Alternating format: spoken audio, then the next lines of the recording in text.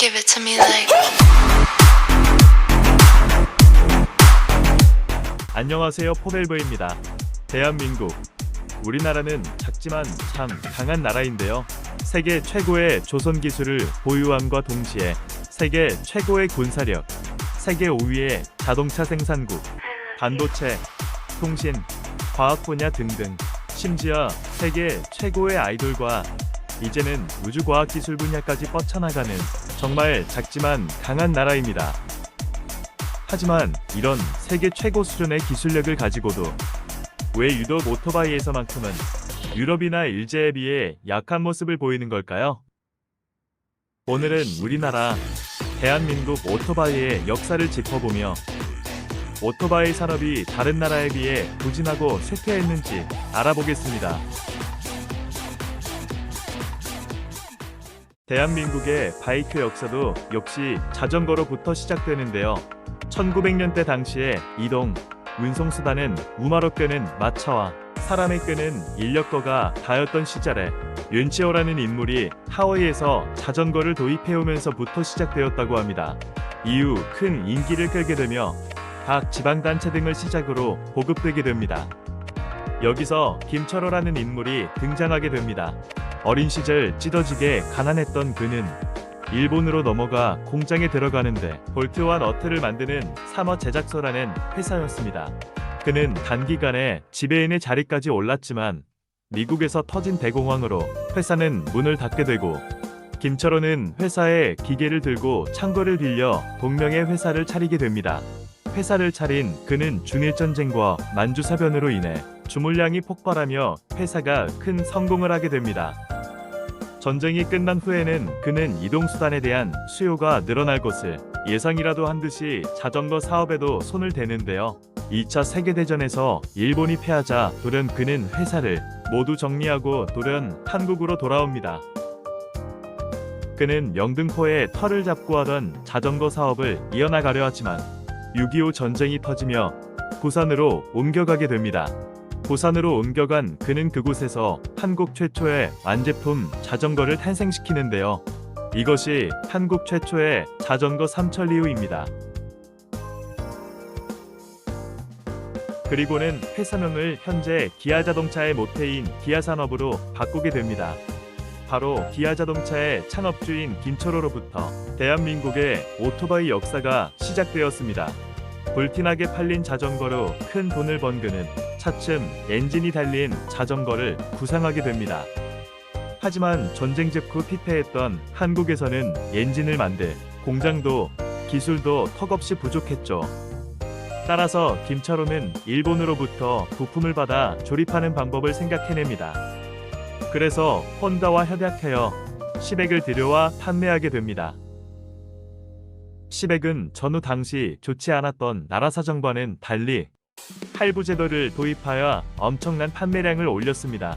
이후 기아산업은 20년 가까이 기아혼다의 라이센스로 국내 오토바이 시장을 독점하다시피 합니다. 하지만 경쟁자들의 등장으로 독점 시장은 서서히 점유율을 빼앗기게 되는데 바로 효성 스즈키의 등장으로 이륜차 시장은 경쟁 구도로 가게 됩니다.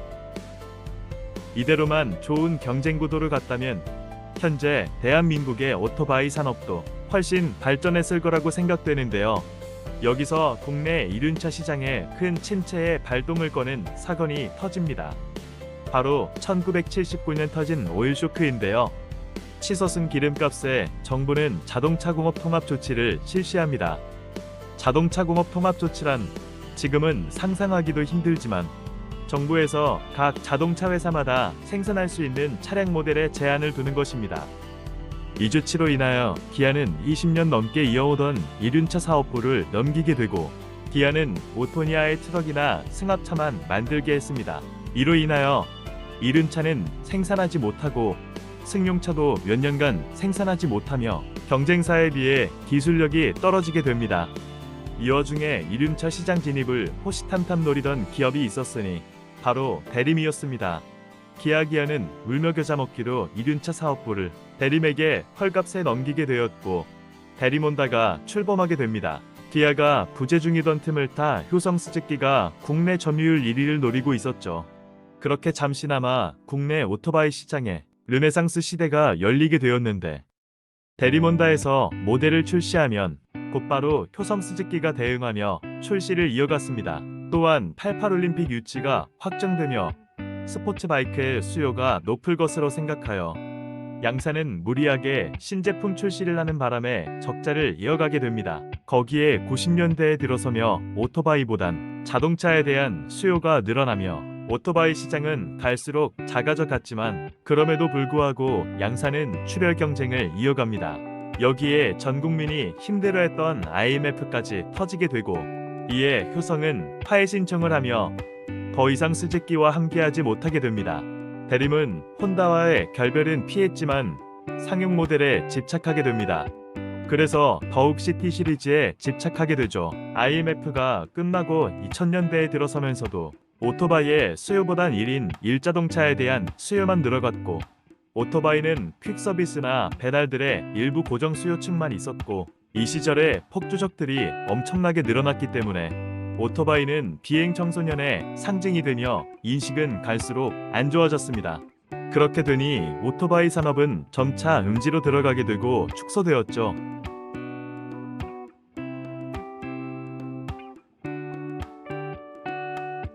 오늘은 대한민국 오토바이의 시작부터 암흑기까지 알아보았는데요.